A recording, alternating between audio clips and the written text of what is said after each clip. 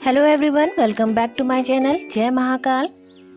अगर आप चाहते हैं कि शिव आपसे खुश रहें और आप किसी भी हाल में उनके गुस्से का शिकार ना हो तो जाने अनजाने ये पाप ना करें, क्योंकि इन पापों को भगवान शिव कभी माफ़ नहीं करते। आइए जानते हैं वो कौन से पाप हैं जिनसे भगवान शिव अधिक क्रोधित हो जाते हैं। शिव को भोलेनाथ कहते हैं क्योंकि शिव सादगी पसंद ईश्वर हैं। उन्हें कच्चा फल पसंद है। एक लोटे पानी से भी शिव खुश हो जाते हैं। खासतौर से अगर आप अपनी ज़िंदगी से निराश या हताश हैं तो आपको शिव की पूजा जरूर करनी चाहिए। पर भोलेनाथ जितनी जल्दी खुश होते हैं उतनी ही जल्दी नाराज भी होते हैं, खासतौर से ऐसे लोगों से जो बेईमानी और धोखेबाजी करते हैं। भगवान शिव हर व्यक्ति के मन की बात सुनते हैं। शायद यही वजह है कि आज 21वीं सदी में भी शिव की पूजा सबसे ज़्यादा लोग करते हैं। खासतौर से युवाओं के बीच शिव जी काफ़ी प्रचलित हैं।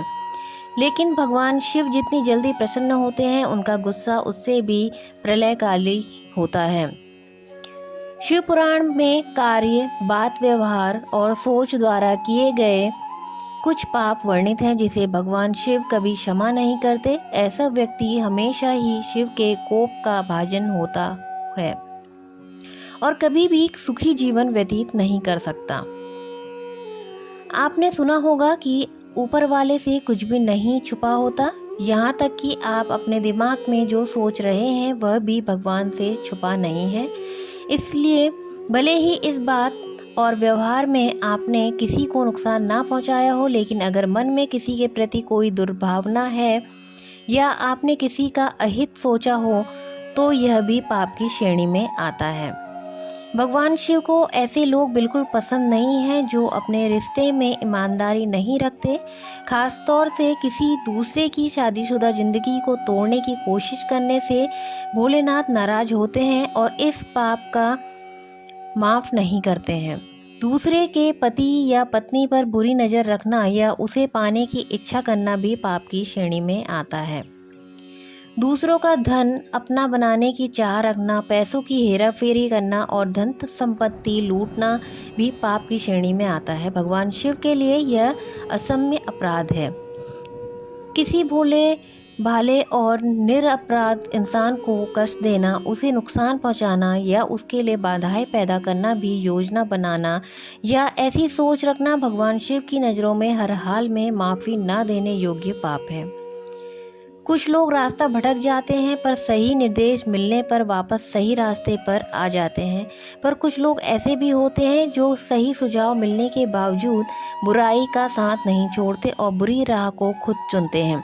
ऐसे लोगों के पाप असम्य होते हैं। शिव पुराण के अनुसार जिस प्रकार आप किसी का बुरा नहीं करने के बावजूद उसके लिए बुरी सोच रखने के कारण भी पाप के हकदार और दंड की श्रेणी में आ जाते हैं, उसी प्रकार भले ही आपने अपने कार्य से किसी का बुरा ना किया हो, लेकिन अपनी बोली असम्य पापों का हकदार भी बना सकती है।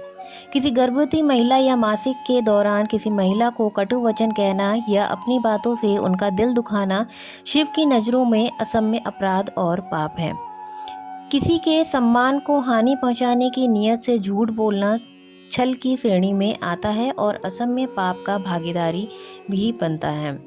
समाज में किसी के मान सम्मान को हानि पहुंचाने की नीयत से या उसकी पीठ पीछे बातें करना या अफवाह फैलाना भी एक असम्य अपराध है। कोई भी व्यक्ति अगर किसी शरीफ या मासूम इंसान को कष्ट देने की कोशिश भी करता है या उसे किसी प्रकार का नुकसान पहुंचाता है तो उससे भी भगवान शिव नाराज हो जाते हैं, साथ ही उसे कठोर दंड भी देते हैं। तो दोस्तों, वीडियो पसंद आई हो तो लाइक, शेयर, कमेंट करें, सब्सक्राइब जरूर करें।